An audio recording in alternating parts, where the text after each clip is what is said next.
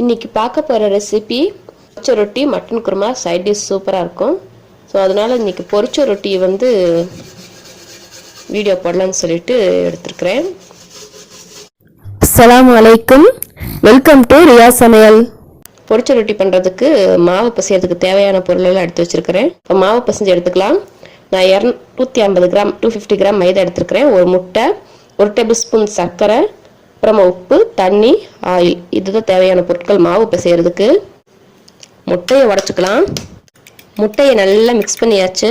இப்போது மாவு பசைய போகிற தண்ணியில் சுகர், அப்புறமா இந்த மாவுக்கு தேவையான அளவு சால்ட், ரெண்டையும் சேர்த்து நல்லா மிக்ஸ் பண்ணிக்கலாம். பால் சேர்க்கிறதா இருந்தாலும் பால் சேர்க்கலாம். நான் இன்னைக்கு பால் சேர்க்கல. ஃபஸ்ட்டு நாம் இந்த மாவில் முட்டையை ஊற்றிடலாம். முட்டையோடு சேர்த்து நல்லா பிசறிக்கலாம். ஃபஸ்ட்டு மாவை முட்டையோடு சேர்த்து நல்லா மிக்ஸ் பண்ணியாச்சு. இப்போ தண்ணியை கொஞ்சம் கொஞ்சமாக விட்டு மாவு பிசைஞ்சு எடுத்துக்கலாம். சேம் பரோட்டாக்கு பிசைகிற மாதிரி தான் மாவு பிசையணும். ஆயில் விட்டுக்கலாம். கடைசியாக கொஞ்சம் நல்லா ப்ரெஷர் கொடுத்து பிசைஞ்சுக்குங்க. அப்போ தான் மைதா நல்லா லூஸ் ஆகும். உங்களோட வேல்யூபிளான டைம்ஸை எனக்காக கொடுத்து என் வீடியோஸ் பார்க்குற எல்லாத்துக்கும் ரொம்ப தேங்க்ஸ்.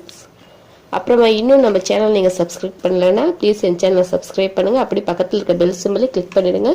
அப்போ தான் புதுசாக நான் எந்த வீடியோஸ் போட்டாலும் அதோட நோட்டிஃபிகேஷன் தவறாமல் உங்களுக்கு வரும். மாவு பிசைஞ்சாச்சு. இது ஒரு அரை மணி நேரம் நல்லா ஊறணும். ஊறினா தான் பொரிச்ச ரொட்டி இப்போ நல்லா சாஃப்டாக வரும். இது ஒரு அரை மணி நேரம் இருக்கட்டும். 1/4 கிலோ மாவுக்கு 8 பூரி வரும். இதை பரோட்டா திரட்டுற மாதிரி திரட்டிக்கலாம்.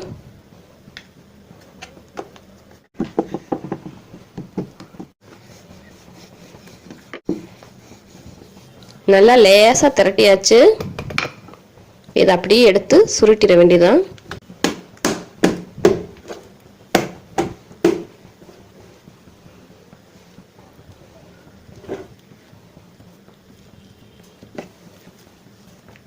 ரெடி ஆயிடுச்சு. இப்போ இதை திரட்டிக்கலாம்.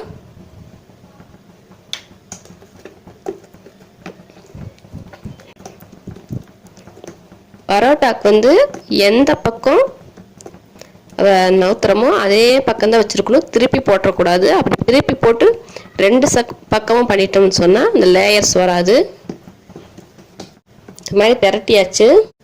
பொரிக்கிறதுக்கு தேவையான அளவு எண்ணெய் விட்டுருக்கிறேன். எண்ணெய் நல்லா சூடாயிருச்சு. இப்போ இதில் இந்த திரட்டி வச்சுருக்கிறத போட்டுடலாம். திருப்பி போட்டுக்கலாம். இதை 2 பக்கமும் நல்லா கோல்டன் கலர் வர்ற வரைக்கும் பொரிக்கணும். மறுபடியும் இந்த பக்கம் திருப்பி போட்டுக்கலாம். நல்லா ரெடி ஆயிடுச்சு. இந்த பரோட்டாவை எடுத்துடலாம். பொரிச்ச ரொட்டி ரெடி ஆயிடுச்சு. ஸோ இதை சர்வ் பண்ணலாம். நான் இன்னைக்கு பொரிச்ச ரொட்டியோட மட்டன் குருமா அப்புறமா மட்டன் கிரேவி வச்சு சர்வ் பண்ண போகிறேன். நீங்களும் உங்கள் வீட்டில் செஞ்சு அசத்துங்க.